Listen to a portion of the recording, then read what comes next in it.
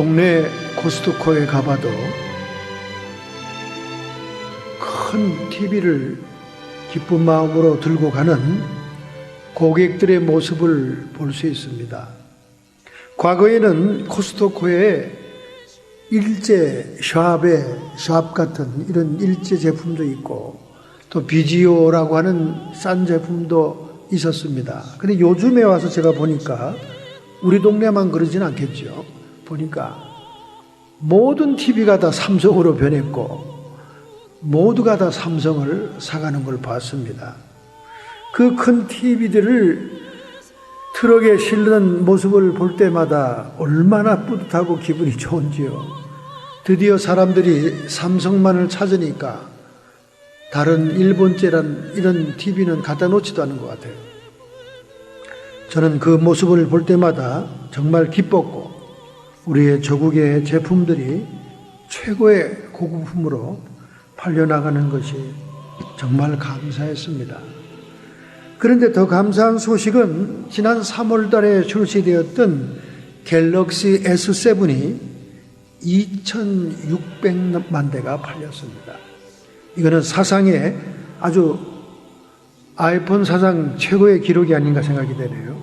그리고 팔린 액수가 한국 돈으로 20조 원이 되었습니다. 상상할 수 없는 매출량이죠. 그렇게 애플이 삼성을 때려잡으려고 자기들 특허를 카피했다, 모방했다 고소를 하고 판매 금지 판결을 받고 하는 엄청난 일들을 일으켰음에도 불구하고 아이폰이 맥을 못 추고 따라오지를 못하고 있습니다. 사실 애플 자체도 다른 중소기업들의 기술을 다 카피한 겁니다. 자기들이 집대성한 거죠. 그래 놓고는 삼성의 미국의 판매를 금지시키려고 온갖 고소를 다 했는데도 불구하고 금년도 3월에 출시한 갤럭시 S7이 2600만 대, 20조 원어치가 목표 초과 달성을 한 걸 볼 때 정말 기쁘지 않을 수가 없습니다. 참으로 기쁩니다. 어쨌든 아이폰이 새로운 제품을 내놓지 않았습니다만은 이제 올 가을에 손동작을 인식하는 아이폰이 나오죠. 그러니까 아이폰 앞에서 스크린 앞에서 손동작을 하면 그 손동작을 인식해서 이게 움직이지는 그 타치 그 아이폰이 나오죠. 상당히 경쟁력이 있습니다. 그런데 삼성은 갤럭시는 나오지 않고 노트로 아이폰이 나오는데 노트로 나오는데 그 노트는 홍채를 인식하는 것이라고 말해요. 아마 제 생각에는 손동작을 인식하는 것보다는 홍채를 인식하는 스마트폰이 더 인기를 끌지 않겠나 생각이 됩니다. 왜냐하면 손동작은 잘못할 수도 있고 실수할 수도 있죠. 그죠? 핸드폰 앞에서 얼마든지 엉뚱한 손동작을 할 수 있잖아요. 그러면 스크린이 지멋대로 인지하고 움직이면 오히려 복잡해지는데 홍채, 우리의 눈동자를 인식해서 시큐리티가 되는 노트 스마트폰이 나온다면 이거는 더 폭발적인 인기를 얻을 것이다 하는 생각이 듭니다. 어쨌든 이런 기쁜 소식을 접하니까 정말 뿌듯하고 좋네요. 하여간 외국에 나와 살면 모든 사람이 다 애국자가 된다는 말이 맞듯이 우리의 조국이 잘 되는 것이 너무나 기쁘고 또 뉴스나 드라마에서 나오는 한국의 모습들이 아름다운 것도 너무나 기쁩니다. 동네 공원이나 산책로, 자전거 도로, 그리고 호숫가의 꽃들, 이런 모든 것들이 잘 정비된 조국의 모습을 봐도 참으로 기쁘고 좋습니다. 여러분도 마찬가지일 줄로 믿습니다. 이렇게 우리가 조국이 잘 되고 조국이 아름다운 것이 기쁘듯이 하나님도 우리를 통해서 기뻐하시기를 원하시는 겁니다. 사실 우리 성도의 삶이라는 것은 한마디로 얘기해서 하나님께 영광 돌리는 삶입니다. 하나님은 또 우리를 통해 영광을 받고자 하는 것이에요. 그런데 이 영광이라는 단어, 헬라어 덕사라는 말은 상당히 애매모호한 거죠. 한자말로 영광 그러면 찬란하게 빛나는 빛을 보여주고 있는 것입니다. 그런데 우리는 이 하나님께 우리가 영광을 돌린다는 말을 구체화해서 아날리시스 할 필요가 있는 거죠. 우리가 범사에 매사에 하나님을 인정하면서 하나님을 예배하고 경외하는 것도 영광 돌리는 것이고, 우리가 하나님을 기쁘시게 하는 것이 또 영광을 돌리는 것이다 그 말이죠. 우리 예수님께서 이 땅에 오신 것은 온전히 하나님의 영광을 위해서 오셨는데, 그 예수님을 향한 하나님의 말씀은 이는 내 사랑하는 아들이요 내 기뻐하는 자다. 그렇게 예수님을 불렀다는 거예요. 즉 예수님께서도 고백합니다. 요한복음 8장 29절 나를 보내신 이가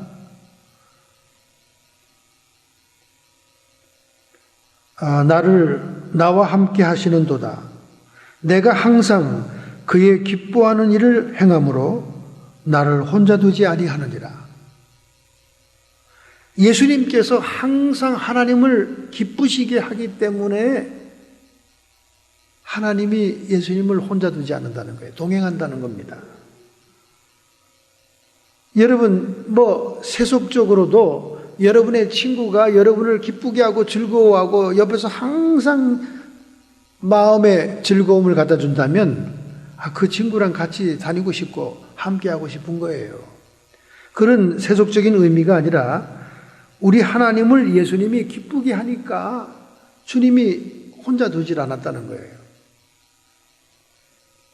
그러므로 우리가 하나님께 영광을 돌린다 하는 말은 예수님과 같은 삶인데 그것은 하나님을 기쁘게 하는 삶이다 그 말이죠. 즉 마태복음 3장 7절 하반절에 보면 세례를 받으시고 곧 물에서 올라오실새 하늘에서 소리가 있어 이는 내 사랑하는 아들이요 내가 기뻐하는 자니라.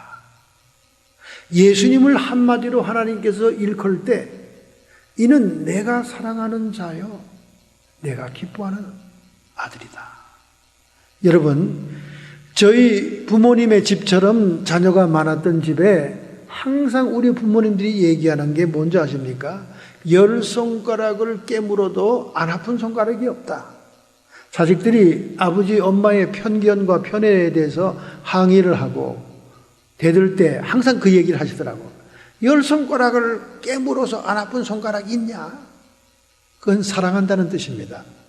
여러분, 사랑하지 않은 자식이 어디 있겠어요? 그 예수님도 사랑하는 아들이요. 이 사랑하는 아들, 사랑한다는 말은 하나님께서는 아주 그냥 우주 전체를 통칭할 때 사용합니다. 많이 사용합니다. 그런데 문제는 기뻐하는 아들이냐 그 말이죠. 10손가락 다 깨물어도 안 아픈 손가락이 없지만은 그 10손가락 중에 부모 마음을 기쁘게 하는 자식은 또 따로 있더라는 거죠. 특별히 공부를 잘해서 전교에서 1, 2등 하거나 이런 특징이 있을 때는 그 아들에 대해서 기쁨이 있는 거예요, 부모들이. 마찬가지로 예수님이 그런 존재였다는 거예요. 하나님은 여러분과 저를 모두 다 사랑하십니다. 정말 사랑해요. 주님께서 지으신 자들이니까, 주님의 백성이니까, 주님의 어린 양들이니까. 그런데 그 자녀들 가운데 하나님을 기쁘게 하는 자가 있다는 거예요. 바로 그게 예수님이었는데, 그럼 예수님은 어떠한 특징이 있었길래 그렇게 하나님이 기뻐한 자였는가? 하나님께 기쁨을 돌리면서 영광을 돌렸는가? 우리는 그것을 오늘 본문의 말씀에서 추적해 볼 필요가 있습니다. 본문의 말씀 1장 9절 요한복음 참빛 곧 세상에서 와서 각 사람에게 비치는 빛이 있었나니 그가 세상에 계셨으며 세상은 그로 말미암아 지은 바 되었으되 세상이 그를 알지 못하였고 자기 땅에 오매 자기 백성이 영접지 아니하였으나 영접하는 자 곧 그 이름을 믿는 자들에게는 하나님의 자녀가 되는 권세를 주셨으니 이는 혈통으로나 육정으로나 사람의 뜻으로 나지 아니하고 오직 하나님께로서 난 자들이니라. 말씀이 육신이 되어 우리 가운데 거하심에 우리가 그 영광을 보니 아버지의 독생자의 영광이요 은혜와 진리가 충만하더라. 할렐루야. 독생자 예수 그리스도 안에 영광이 있었는데 그 영광을 또 분석해 보니까 은혜와 진리가 충만한 것이었다. 이런 그 놀라운 분석과 해석을 본문의 말씀이 주고 있는 거죠. 그러니까 우리 예수님이 하나님께 영광을 돌리는 자, 기쁨을 주는 자로서의 놀라운 특징의 분석을 은혜와 진리로 얘기하고 있는 것입니다. 특별히 우리가 구약 성경에 보면 말라기서에 보면 말이죠. 예수님에 대해서 예언한 말씀이 있습니다. 예수님 말라기 4장 2절에 예수님은 태양 같다 그렇게 얘기합니다. 예수님은 태양과 같다. 여러분 태양의 큰 특징이 뭡니까? 태양은 뜨거운 열이 있고 찬란한 빛이 있습니다. 태양을 예수님에게 비유하면서 열과 빛을 우리에게 알려주고 있는 것입니다. 즉 예수 그리스도가 하나님께 큰 영광이 됐는데 그 영광 속에 은혜가 있고 진리가 있었다고 말이죠. 충만했다고 말이죠. 그러므로 은혜의 부분은 태양 속의 열의 부분이라고 한다면 진리의 부분은 태양 속의 빛과 같은 부분이다 그 말이죠. 그래서 오늘 본문 9절에 참빛 곧 세상에 와서 각 사람에게 비치는 빛이 있었나니 이 빛에 대해서 언급을 하고 있는 것입니다. 그런데 땅이 자기 백성이 예수님을 영접하지 않았다는 거예요. 그러나 영접하는 자들에게는 하나님의 자녀가 되는 권세를 준다. 헤븐리 로얄 패밀리가 된다 그 말이죠. 하늘의 천국의 가족이 된다 그 말입니다. 이런 것은 혈통으로 육정으로 난 것이 아니고 사람의 뜻으로 난 것도 아니요 오직 하나님께로서 난 자들이다. 할렐루야. 하나님께로부터 났다 그렇게 말씀하고 있습니다. 여러분 하나님께로부터 났다는 말씀이 성경 여러 군데에 표시가 되어 있습니다. 하나님께로부터 난 자는 결코 죄를 짓지 못한다. 하나님의 씨가 그 안에 들어가 있기 때문이다. 요한일서에 그렇게 얘기하죠. 또 베드로전서에 말씀하죠. 우리가 구원받고 구속받은 것은 은과 금 같은 것이 아니고 썩어질 씨로 된 것이 아니라 영원히 썩지 않는 하나님의 생명의 씨로 된 것이다. 그렇게 얘기합니다. 되게 많은 그 교단에서는 구원이 즉각적인 완성이 이루어진다고 그렇게 구원론을 주장합니다. 그런데 구원에 대해서 묘사한 여러 가지 성경 구절을 보면 대표적인 베드로 사도나 사도 요한이나 생명의 씨앗이 먼저 떨어진다는 거예요. 생명의 씨앗이 떨어지는 것은 구원의 출발입니다. 시작이에요. 그러니까 구원이라는 것은 어떤 과정이 필요한 겁니다. 그런데 이제 잘못된 주장을 하는 사람들은 그 씨가 떨어지는 순간 구원이 완성된 걸로 얘기하죠. 완성된 게 아닙니다. 완성됐으면 씨가 떨어지는 순간 열매를 맺어야죠. 열매는 우리의 생애가 끝나고 주님이 재림하시고 영광 중에 홀연히 우리가 변화되는 영화의 단계에서 구원이 완성되는 겁니다. 그래서 구원에는 시제가 있는 거예요. 과정이 있는 겁니다. 구원의 즉각성에 대해서 자꾸 주장하는 사람들이 있는데 여기 분명히 여러 군데에서 생명의 씨앗이 떨어지는 것이다. 씨가 어떻게 그것이 완성된 열매입니까? 씨는 싹이 나야 되고 줄기가 나와야 되고 자라나면서 열매 맺기까지 시간이 필요한 거예요. 우리가 거듭나고 중생하는 순간 하나님의 생명의 씨앗이 떨어진 거지요. 포괄적인 의미에서는 구원이 시작된 겁니다. 구원이 됐다고 얘기할 수 있죠. 그러나 완성된 건 아닙니다. 그래서 하나님께로 난 자는 죄를 짓지 못한다. 우리가 단번에 죄를 안 짓습니까? 그렇지 않아요. 점진적으로 우리가 성화되고 거룩해지면서 죄악된 생활을 싫어하게 되고 죄가 생리적으로 맞지 않게 되고 조그만 죄도 자꾸 털어내야 되고 싶고 우리의 마음이 꺼림직해지고 스스로 성령의 도우심으로 하나님의 율법을 지켜나가게 되는 거지요. 이것이 바로 하나님께로부터 난 자의 특징입니다. 그런 말씀들이 성경 도처에 기록이 되어 있는 것이죠. 자, 그러면 우리 예수님께서 독생자의 영광을 가지고 하나님을 기쁘시게 하는 모습의 삶을 살았던 것처럼 우리도 그 안에 있는 독생자의 영광, 즉 영광을 돌리는 그 분석이 은혜와 진리가 충만하더라. 정확히 우리가 은혜와 진리를 분석하면서 우리가 그 모범을 따를 때 우리도 주님처럼 하나님을 기쁘시게 하는 영광 돌리는 삶이 될 줄로 믿습니다. 자, 열애, 태양의 열에 해당하는 은혜는 무엇이냐?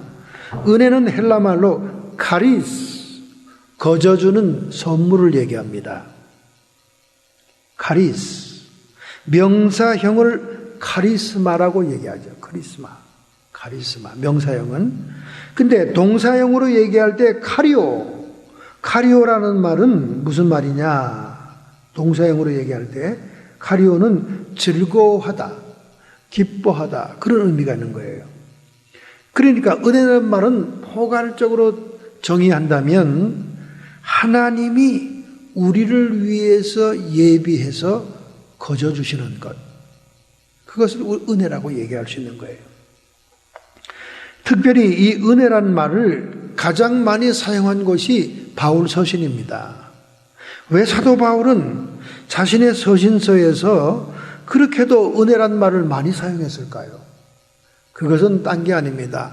택정한 백성인 이스라엘에게만 복음이 들어가는 것이 아니라 마치 버림받은 것 같은 이방인에게도 하나님의 복음이 전파에 들어갈 것을 얘기하면서 은혜라는 말을 계속 언급하는 거예요. 언급하는 것입니다. 하나님 쪽에서 일방적으로 예비해 놓으시고 선물로 주시지 않고는 이방인에게까지 복음이 들어갈 수가 없다는 거죠. 그런 의미에서 바울 서신에서는 이 은혜라는 단어를 엄청 사용하고 있습니다. 다른 말로 얘기하면 하나님의 사랑에서 나온 하나님이 예비한 것, 그것이 은혜입니다. 그것이 태양의 열 같은 거예요. 열 같은 거. 뜨겁고 따뜻하고 포근하고 열 같은 것입니다. 그 은혜를 우리가 태양의 열같이 생각하면 된다고 말이에요. 여러분이 추운 겨울날 담벼락 옆에 태양열을 맞고 있으면 얼마나 포근하고 따뜻합니까? 그것은 어느 누구에게도 편차 없이, 편견 없이, 편애 없이 모두에게 미치는 은혜를 의미하는 거죠.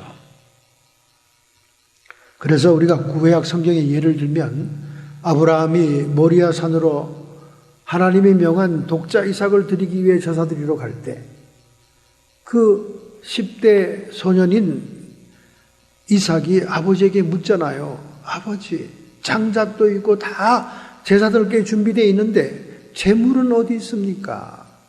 제물은 이삭 자신임을 이삭은 모르고 있었던 거죠. 그때 아브라함은 믿음으로 얘기하잖아요. 하나님께서 자기를 위해서 예비하실 것이다. 그래서 여호와 이레, 예비하시고 준비하시는 하나님의 복한 명칭이 그 성경에서 등장하잖아요. 그래서 결국 이삭을 제물로 드리기 위해 단을 쌓고 다 준비하고 칼을 들었는데 주님이 찌르지 못하게 말린 다음 저 나무에 뿔이 걸려있는 수양을 예비해 놨던 거예요. 그 나무에 걸려있는 주님이 예비한 수양은 뭐냐? 예수 그리스도를 상징하는 거예요. 예표하는 것입니다.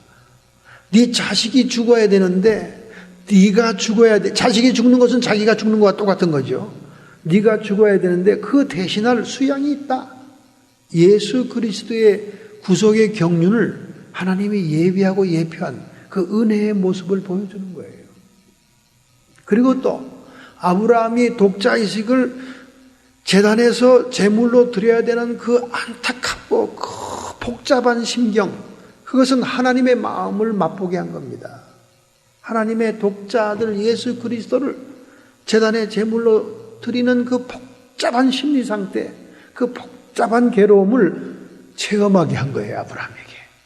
여러 가지 의미에서 하나님의 예비한 은혜를 한 그림 속에 다 보여주는 거죠. 뿐만 아닙니다.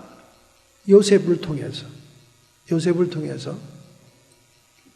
애굽에서 노예와 같은 그런 생활을 하고 그런 기근의 때 음식이 없는 그 백성들을 고센 땅으로 오게 해가지고 그 백성을 구원하고 살리는 총리가 되게 하잖아요. 그리고 이방 모든 대국 속에 하나님의 지혜로 통치할 수 있는 인물을 준비하고 마련한 것이 바로 요셉입니다.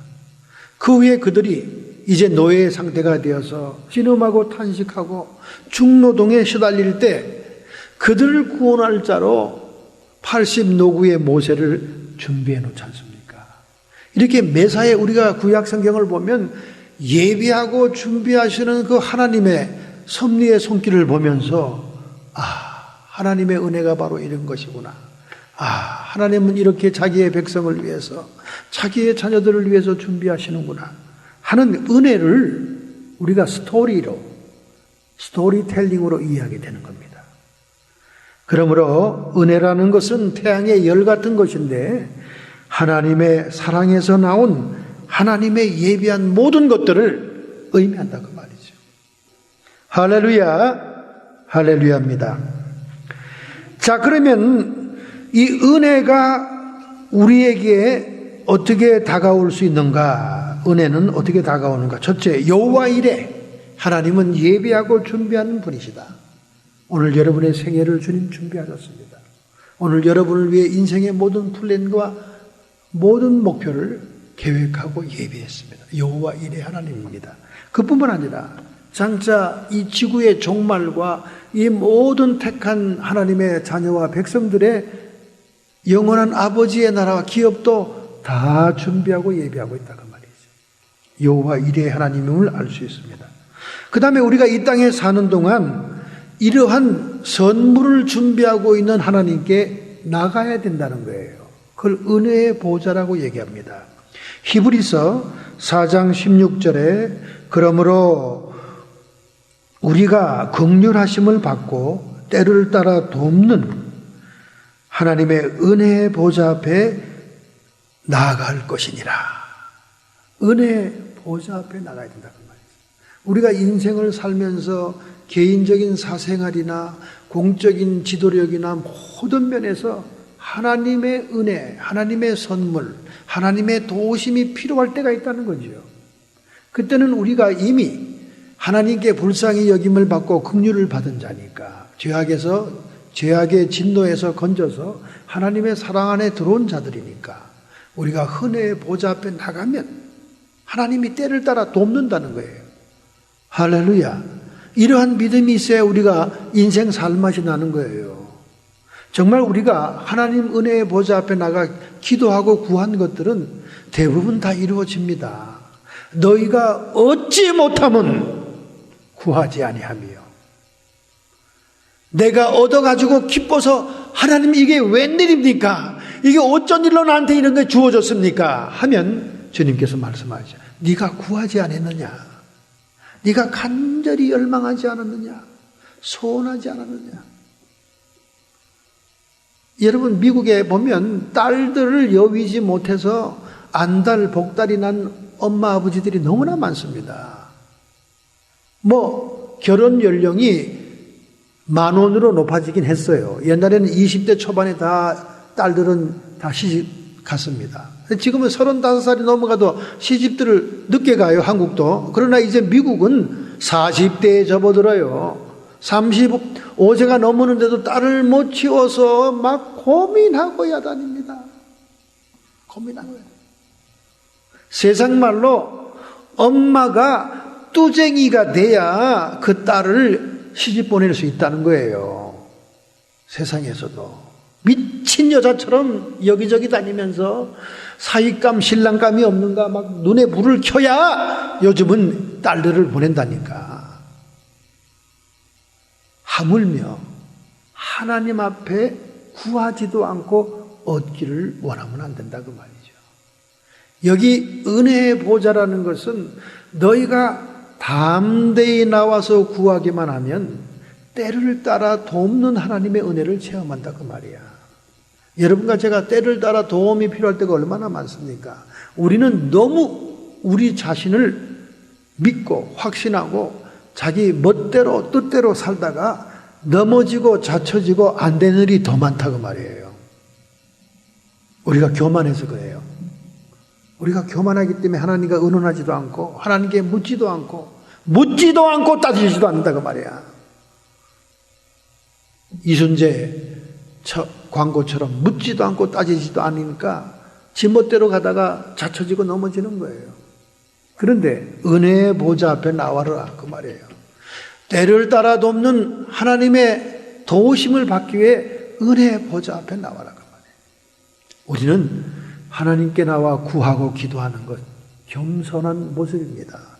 겸비한 모습이에요. 하나님, 내가 무능합니다.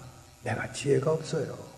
내가 자신 있다고 뛰어나가 봤지만 되는 일이 별로 없었습니다. 이렇게 겸비하게 은혜의 보좌 나와 구하면 하나님이 때를 따라 도와준다고 말이에요.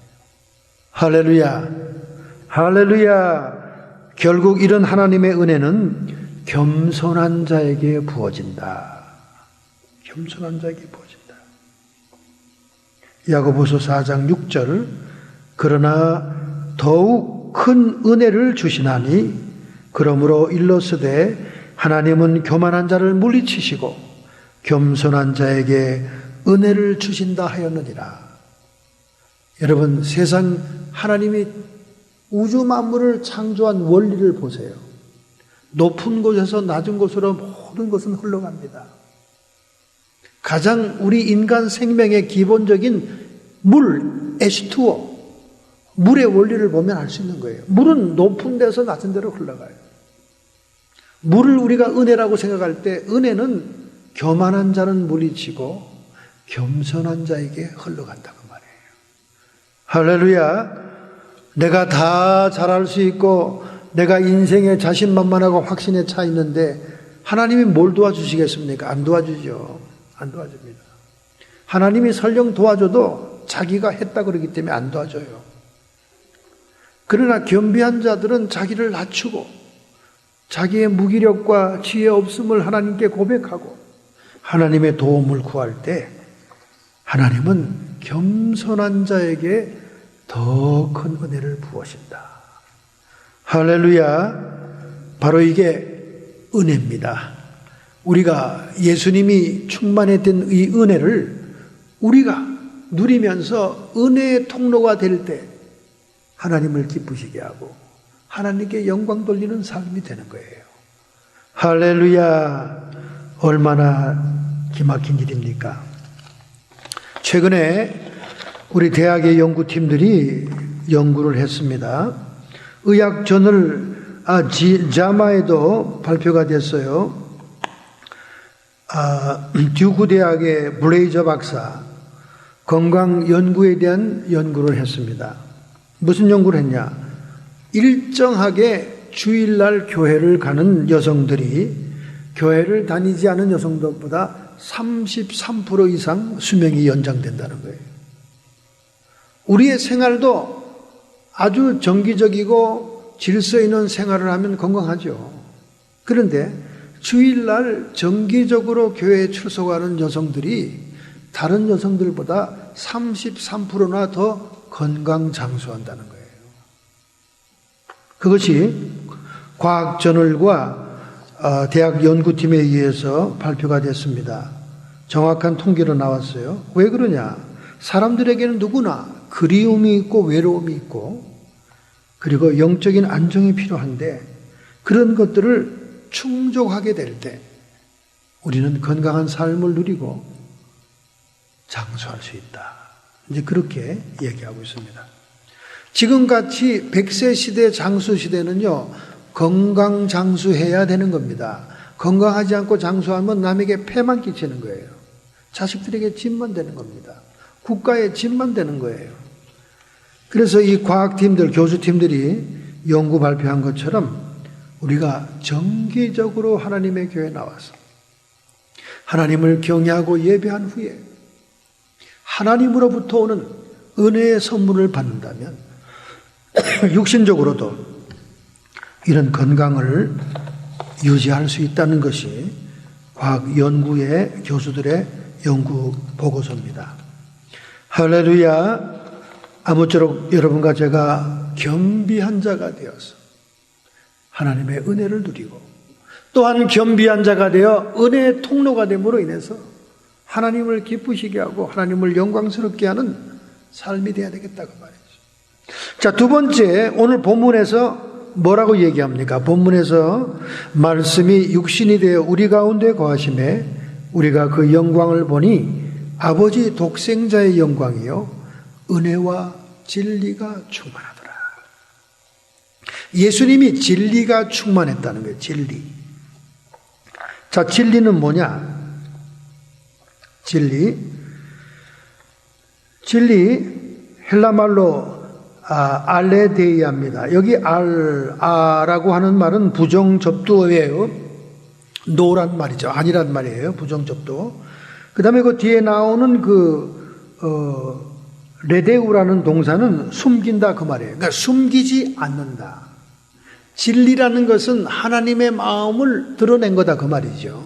하나님의 마음을 숨기지 않는다. 이것이 헬라의 본문의 뜻입니다. 본어의 뜻이에요. 알레데이아. 즉 밖으로 노출된 것이 진리다. 즉 하나님의 마음, 하나님의 속성, 하나님의 약속이 숨겨져 있지 않고 밖으로 드러내진 것이다 그 말이죠. 특별히 이 진리라는 단어가 많이 사용된 성경은 복음서입니다. 복음서. 왜 이렇게 복음서에 이 진리란 말이 많이 사용됐을까? 그것은 선택받은 하나님의 백성 유대인들에게 회개를 선포하는 의미가 있는 복음서였기 때문에 그들에게 진리는 말을 사용함으로 인해서 그들이 회개할 수 있도록 깨닫게 한 겁니다. 그래서 복음서에 이 진리란 말이 32번이나 사용됐습니다. 은혜란 말이 바울 서신을 통해 사용함으로 이방인에게까지 하나님의 복음이 전파되는 것을 보여줬다면 복음 서신은 그 당시에 택한 백성들 바벨론 포로에서 돌아오고 멸망당하고 로마의 속국으로 있으면서 하나님의 메시아를 기다리는 그들에게 진리의 말씀은 회개의 기회를 주었다는 거예요. 회개. 여러분, 우리가 올바른 참된 이치, 하나님의 마음과 하나님의 약속을 듣게 되면 회개가 터지게 됩니다. 회개가. 고린도후서 7장 10절에 말씀합니다. 하나님의 뜻대로 하는 근심은 후회할 것이 없는 구원에 이르게 하는 회개를 이루는 것이요. 세상 근심은 사망을 이루는 것이니라.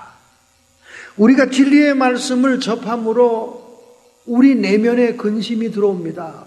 내가 진리대로 살지 못했구나. 내가 바른 길로 가지 못했구나 하는 근심이 들어오는데 그 근심은 회개를 이루는 근심이기 때문에 생명을 가져온다 그 말이에요. 회개를 이루어서 생명을 가져온다 그 말이에요. 그러나 세상 근심, 먹고 사는 근심, 내가 잘 돼야 되는데 이생의 자랑, 육체의 정욕, 안목의 정욕이 충족되지 않아서 꿍꿍매는 그런 근심들은 사망을 가져올 뿐이다. 복음서에 진리란 말씀이 32번이나 많이 사용된 것은 율법을 받은 백성이요, 유일하신 하나님 야훼를 모시는 백성이 제대로 살지 못하고 뜻대로 살지 못하는 그들의 상황을 하나님의 속마음을 드러내고 하나님의 모든 약속을 드러냄으로 인해서 그들이 근심하게 됐다 그 말이야. 아이고 뭐 그렇게 못 살았구나. 아이고 참 내 생애가 잘못 갔구나. 그것이 회개를 이루게 해서 생명에 이르게 한다 그 말이에요.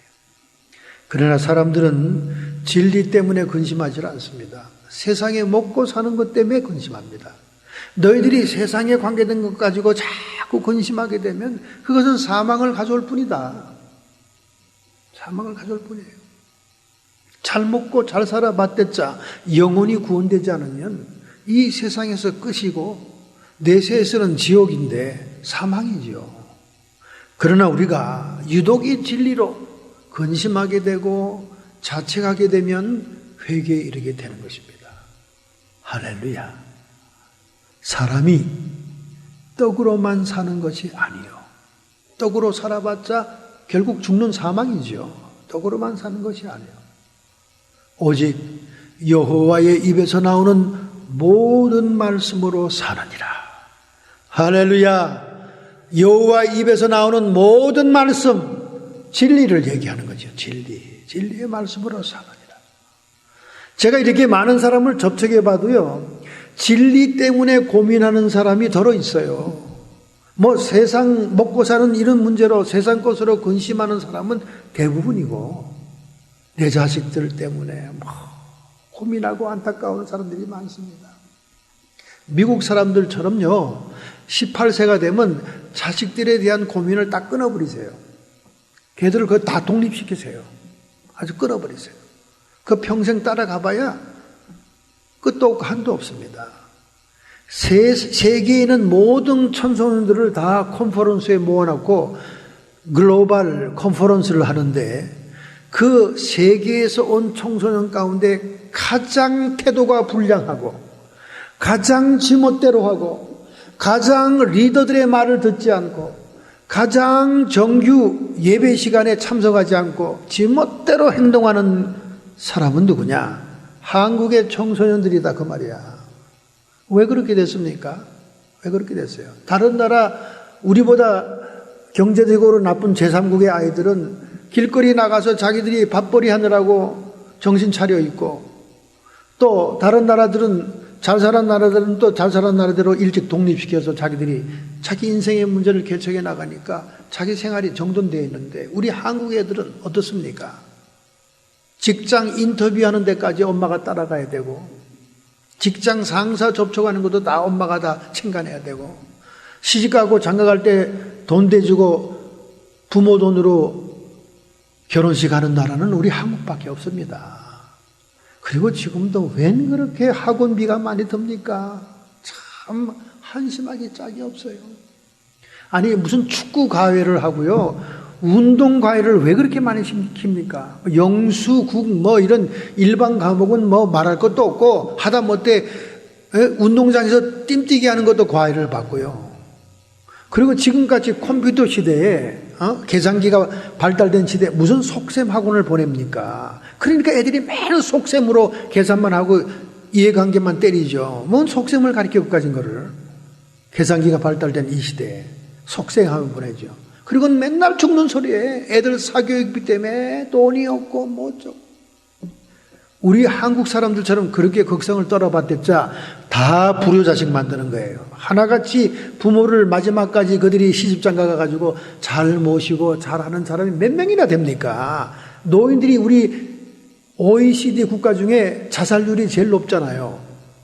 노인 되면 다 빈털터리 거지가 돼가지고, 애들 다 장가 시집 보냈는데 그 후에도 자립이 안 되니까 손자 손녀들 끌고 쭉 아버지 집에 오면 용돈 타가니까 거들이 나는 거죠. 거들이 나는 거예요.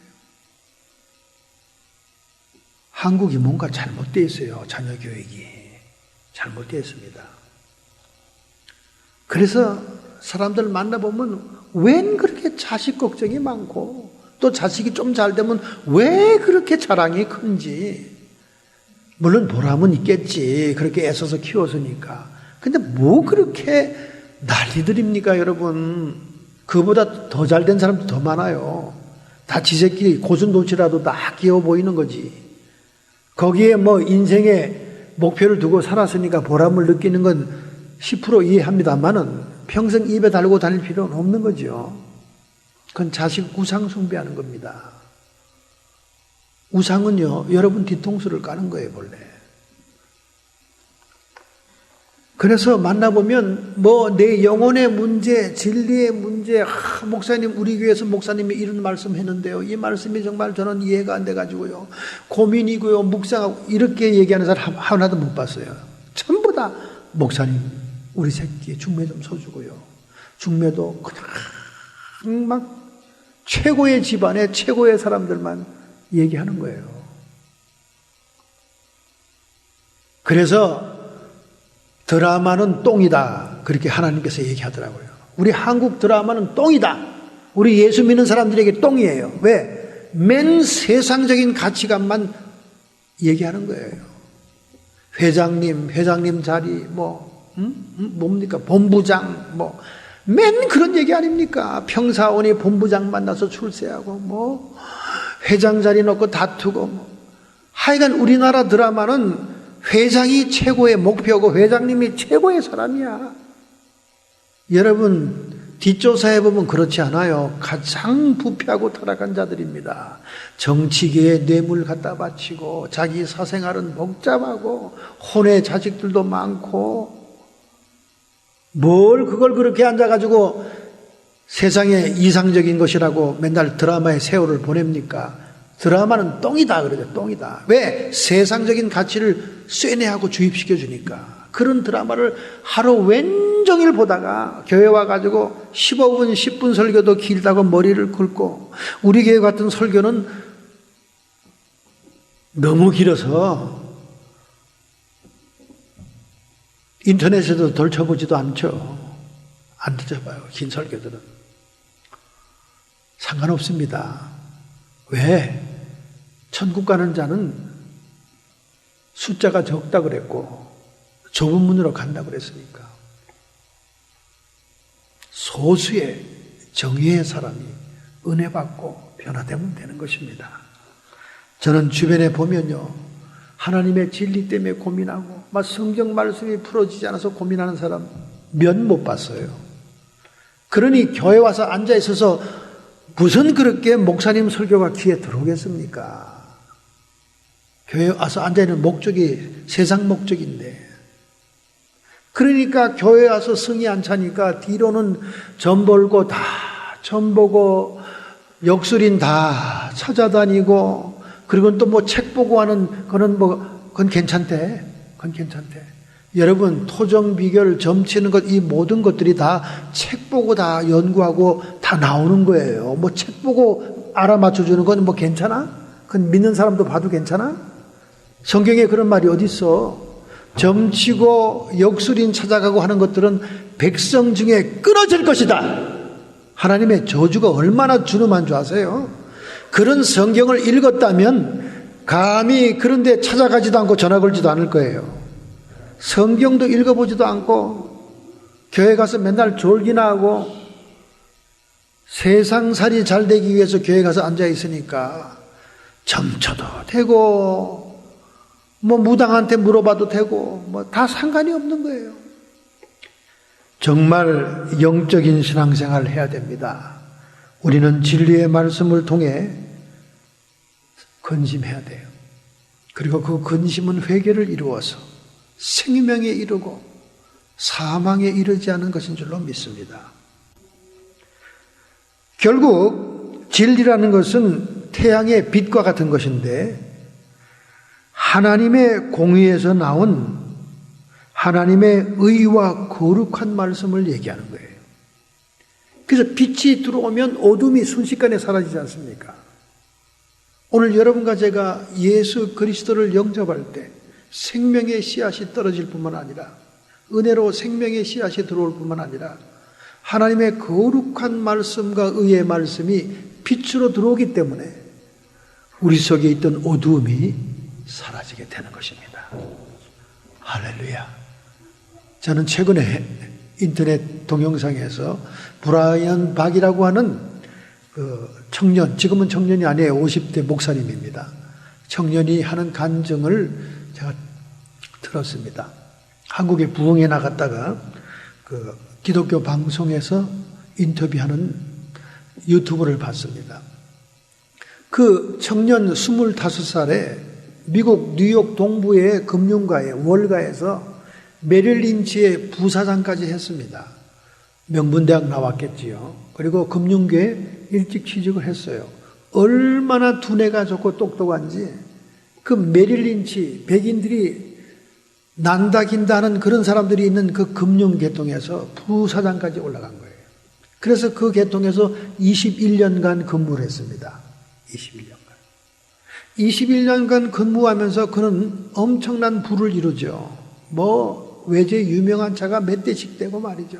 최고의 부자 생활을 합니다. 그분이 그때 얘기하는 게 세상에서 자기가 가장 쉬운 것은 돈 버는 것이다. 그렇게 얘기합니다. 세상에서 가장 쉬운 것이 돈 버는 것이다.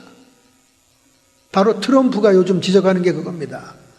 미국이 제조업을 해서 돈을 번다면 땀과 노동이 있는 값진 돈이겠지만 금융가에서 벌어들이는 돈은요, 컴퓨터 앞에서 벌어들이는 겁니다.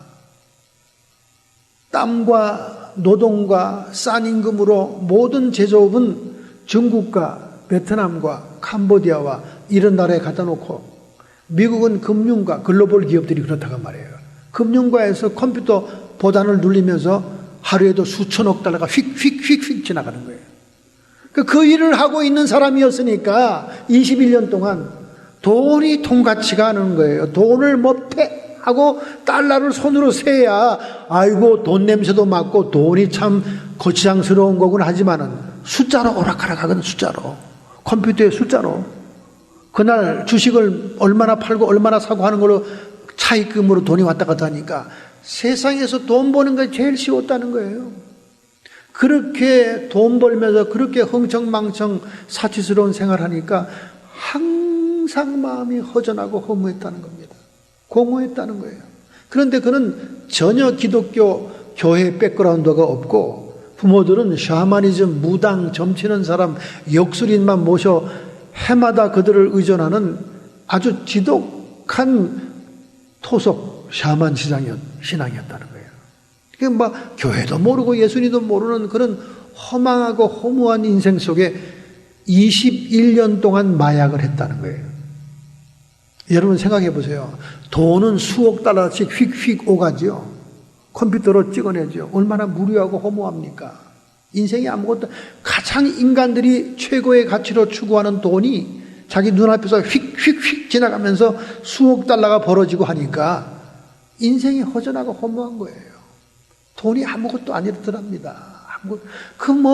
그렇게 20만 달러씩 하는 유명한 자동차를 몇 대씩 갖다 놔봐야 그것도 시들하더라는 거예요. 그러니까 허무하니까 계속 마약을 한 거예요. 그쪽 계통 사람들은 마약을 많이 한답니다. 시간도 많고 허전하고 공허하니까. 21년 동안 마약했다. 이건 마약에 쩔은 사람이에요. 구제불능입니다. 자기가 별짓을 다 하면서 마약을 끊기 위해 몸부림을 쳤답니다. 안 되더라요. 자기 형제 중에 형도 같이 마약을 하고 그런 생활을 하는 사람이었는데 둘이 같이 세븐일레븐 파킹장에서 음료수를 사기 위해서 형이 들어가고 자기는 차에 앉아 있었는데 어떤 사람이 똑똑똑 유리창을 두드리더래요. 그래서 유리창을 내려서 와서 물어봤더니 자기는 차이니즈 패스터라고 그러더랍니다. 너 예수 믿냐? 그러더래요. 그동안은 누군가가 와서 예수 믿냐 그러면 전부 다 자기 불교 믿어요. 이렇게 해서 예수 믿는 사람들의 말을 막았답니다. 근데 그날은 왠지 인생이 공허하고 왠지 자기의 의지로는 헤어날 수 없는 이런 마약 생활 속에서 자기가 예수를 안 믿는다고 그랬대요. 그랬더니 너 차이니즈 하냐고 물어보더래요. 못한다 그랬더니 저로 가더래요. 그 사람이 가더니 돌아오더니 쪽지 같은 걸 하나 주면서 전도를 하더랍니다. 너 예수 믿고 싶냐? 너 예수를 영접할래? 물어보더래요. 그때는 왠지 모르게 자기도 모르게 그렇게 하겠다 그랬대요. 그랬더니 그 열려진 창문을 통해 손을 잡고 기도를 하고 예수 그리스도를 영접하는 기도를 했답니다. 그리고는 그 사람이 여기 호텔 어디 로비에서 집회를 하고 있으니까 참석할 마음이 있으면 와라. 그리고는 그 카달 놓고 그 스피커 목사의 그림이 있는 그 카탈로그를 주고 갔다는 거예요. 그런데 자기는 무덤덤하게 기도도 따라하고 그랬는데 갑자기 막 통곡이 터지더라는 거예요. 눈물이 나면서 막 흐느껴 울기 시작했대요. 근데 형이 돌아왔습니다. What's happening? 무슨 일이냐고 자꾸 물어보는 거예요. 차 타고 가는데도 계속 통곡이 나오더라고요. 통곡했다가 형이 왜 그러냐고 자꾸 치면은 울음이 그쳤다가 뭐 자기도 막 자동으로 나오니까 어쩔 수가 없더라는 거예요. 그러더니 계속 회개가 터지면서 자기 몸이 막 떨리면서 20차례 자기 몸에서 뭐가 빠져나가는 것을 봤다는 거예요. 느꼈다는 거예요. 여러분, 순간적으로 하나님의 생명의 씨앗이 들어오므로 그는 번어게인이 된 겁니다.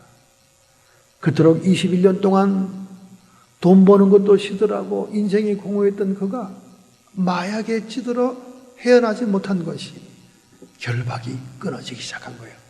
마약이 너무나 싫더라는 거예요. 꼴도 보기 싫더라는 거예요. 그러니까 형이 너무나 이상해서 야, 그 이상하다. 야, 어떻게 된 거냐 해서 형을 데리고 팜플렛에 있는 모텔로 찾아갔대요. 호텔로. 그래서 거기서 그 목사님에게 또 안수기도를 받았대. 형도 똑같이 자기와 같은 현상이 일어나기 시작하더래요. 흐느껴 통곡하기 시작하더니 그리고 막 몸이 부르르 떨고 막 몸을 구르면서 자기 그 몸에서 빠져요. 형은 50번 그런 일이 일어났다. 50번. 형이 더 유명한 사람이거든요. 뭐 K 무슨 그런 단에 있는 사람이었대요. 그래 둘 다 완전히 번역인 한 겁니다. 그게 40대 일인데 지금 30 뭐 중반대 일인데 지금 50대 초반에 지금 목사가 되고 그 형은 장로가 돼가지고 지금 부흥 강사로 세계를 다니잖아요. 여러분, 정말 은혜와 진리가 찾아오게 되면 하나님의 역사를 말릴 수 있는 사람은 아무도 없습니다. 여러분과 제가 이 은혜와 진리의 통로가 된다면 하나님께 영광 돌리는 길이요, 하나님을 기쁘시게 하는 일인 줄로 믿습니다. 할렐루야. 우리는 때를 얻든지 못 얻든지 은혜의 통로가 돼요. 은혜의 통로는 사랑을 따라 역사하는 믿음을 얘기합니다. 하나님의 사랑을 따라 역사하는 믿음. 이슬람 무하머드가 총과 칼과 총으로 지금 세계를 이슬람 국가화하려고 하지만은 예수님은 절대 폭력을 통해 포기하지 않습니다. 복음의 권세와 능력은 은혜요, 태양의 열과 같은 사랑을 따라 역사하는 믿음입니다. 그러니까 우리는 그냥 끝까지 마지막 순간까지 사랑으로 복음을 담는 그릇이 돼야 돼요. 사랑으로. 정말 열받죠. 정말 열받아요. 뚜껑 열립니다. 정말 한번 퍼붓고 끝나고 싶죠. 다 뒤집어 엎고 싶을 때가 많죠. 그러나 그것은 예수님의 은혜의 통로가 되는 것이 아닙니다. 은혜의 통로는 사랑을 따라 역사하는 믿음이요, 진리는 공의를 따라 하나님의 약속을 따라 역사하는 믿음을 얘기하는 것입니다. 이런 우리가 통로가 될 때 하나님은 영광을 받으시고 또 하나님은 우리를 통해 기뻐하시게 될 줄로 믿습니다. 예수님처럼 하나님을 기쁘시게 하고 하나님께 영광을 돌리게 될 때 하나님은 결코 우리를 혼자 두지 아니하고 우리와 동행하신다는 거예요. 할렐루야. 얼마나 감사한 일입니까? 억만장자인 트럼프 대통령 후보가 어떻게 노동자의 대변자가 될 수 있냐고 말이죠. 그러나 트럼프가 유세하고 말하는 그 내용들이 미국의 노동자들을 움직이고 있는 것입니다. 여러분, 글로벌리스트, 글로벌 기업체들은 절대로 생산 제조업을 미국에 두기를 원치 않습니다. 미국은 인건비가 비싸요. 미국은 직원들 후생비가 비싸고 보험이 비싸요. 이거를 베트남이나 중국이나 캄보디아나 제3국으로 옮겨놓으면 너무나 싼 가격으로 인해서 인건비를 쓸 수 있기 때문에 제품의 마진이 커집니다. 제품의 마진이 이익이 커지면 주가가 뛰는 거예요. 그럼 여기서는 금융업자들이 땀 흘리지 않고 노동하지 않고 주가 뛰는 걸로 돈을 버는 겁니다. 그것이 글로벌 기업들의 특징이에요. 바로 이 기득권 세력들이 목숨을 걸고 트럼프를 대통령 되지 못하게 하는 겁니다. 미국의 초대 대통령이었던 워싱턴도 뭐라고 얘기한지 아십니까? 미국은 제조업의 승패를 봐야 살 길이다. 에이브라함 링컨도 뭐라고 그런지 아십니까? 에이브라함 링컨도 보호무역을 포기하면 미국은 깊은 수렁에 빠지게 된다. 그렇게 얘기한 거예요. 그럼 무슨 말입니까? 노동자와 중산층을 보호해야 된다는 거예요. 제조업을 다른 제3국으로 옮겨 아웃소싱이라고 그러죠. 그 아웃소싱 해외로 진출시키면 미국은 금융가만 살아남는 거예요. 중산층과 노동자는 다 일자리가 없는 겁니다. 글로벌 기업을 운영하면서 주식을 가지고 노는 금융가만 살아남는 거예요. 부익빈 빈익빈이 되는 거예요. 1%만 잘 사는 나라가 되는 겁니다. 미국이 점점 그렇게 되고 있습니다. 그런데 바로 오바마와 힐러리가 그들의 막강한 지원으로 엄청난 선거 자금으로 지금 선거운동을 하고 있는 거예요. 그들은 글로벌 기업의 대변자들입니다. 그러니까 목숨을 걸고 그들을 지금 당선시키려고 공화당이든 민주당이든 자기의 다국적 기업을 살리기 위해서 같은 당이면서도 계속 끌어내리는 거예요. 트럼프를. 보호무역이 되고 무역이 통제가 되고 북미 무역협정이 나프타가 깨지고 PPA가 깨지면 글로벌 기업들이 손해보니까 그 기득권 세력들이 지금 목숨을 걸고 반대하는 거예요. 여러분. 뉴욕 타임즈의 사주도 글로벌 기업가의 CEO지요.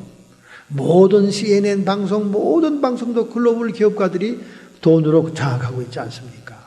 그러니까 목숨을 걸고 지금 하는 거예요. 많은 사람이 그렇게 얘기합니다.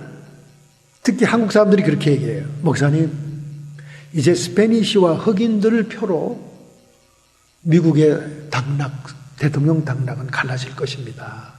그렇게들 얘기해요. 그렇기 때문에 트럼프는 소망이 없습니다. 이미 여성들과 이미 성소수자들과 스페니쉬, 멕시코에 장벽을 쌓는다는데 이미 흑인들에게는 표가 없습니다. 그 사람들 표차로 대통령이 당선되냐 안 당선되냐 할 텐데 이미 게임은 끝났어요. 그렇게 얘기들 합니다. 그런데 진짜 선거 분석가들은 그렇게 얘기하지 않습니다. 이번 선거의 당락은 러스트 벨트에 의해서 결정이 난다. 러스트 벨트가 뭡니까? 과거에 제조업으로 왕성했던 도시들, 노동자 중산층들에 의해서 결정이 난다. 그렇게 얘기하고 있습니다. 여러분, 디트로이트 같은 도시는 자동차 산업으로 아주 번성했던 도시입니다. 지금은 폐허예요. 지금은 폐허입니다. 5,000불, 500불에도 집을 사는 사람이 없어요. 디트로이트 도시는 완전히 폐허가 됐습니다. 자동차 산업의 중심지가 그렇게 됐어요. 이게 다 보호무역이 깨짐으로 인해서 일제차가 미국을 장악하기 때문에 그렇습니다. 그 다음에 또 어디가 있습니까? 철강 산업이 번성했던 피츠버그. 완전 폐허가 됐어요. 철강 산업이 다 딴 나라로 갔지 않습니까? 철수했으니까. 그 다음에 또 뭐가 있습니까? 기계, 석탄, 방직 산업이 발달했던 빌라델피아, 볼티모어, 웨스트 버지니아 등이 지금 완전히 폐허가 되고 가지 않습니까? 이런 러스트 벨트 지역의 사람들이 중산층 회복을 위해서, 노동자의 일자리 회복을 위해서 들고 일어날 때 그 표차로 이번 선거의 당락이 결정이 될 것이다. 이렇게 얘기합니다. 민주당은 지금 월가의 지원에 의해서 엄청난 선거 자금으로 TV 광고를 때리고 폭발적인 선거운동을 하고 있습니다. 그들은 아주 목숨을 내걸고 도와주고 있는 거예요. 왜? 그들이 맞이할 재난이 뻔하니까.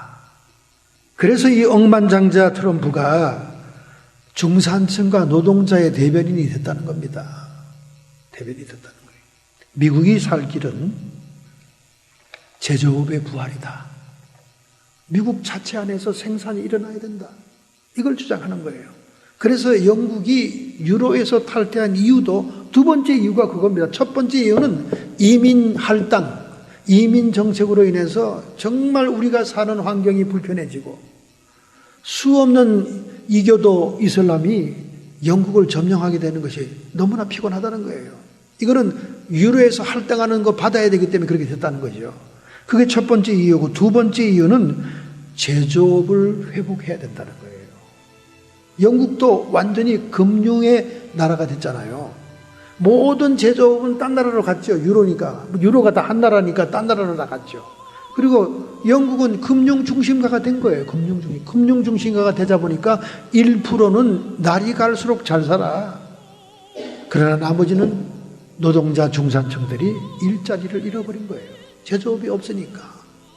그래서 그들이 이번에 브렉시트라고 하는 유로의 탈출이 나온 겁니다.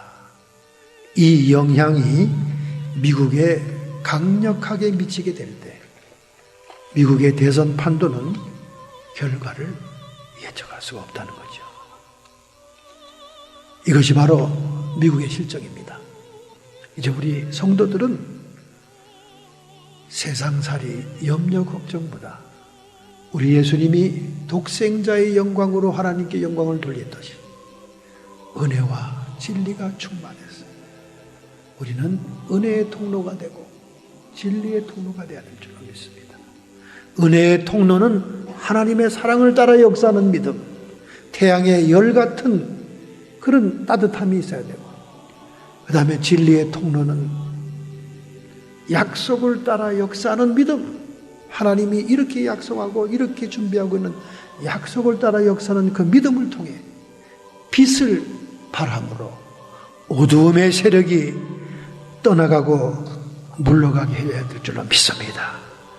이러한 지침을 가지고 이러한 목표를 가지고 우리의 생애를 주님께 드릴 때 하나님이 영광 받으실 줄 믿습니다. 할렐루야.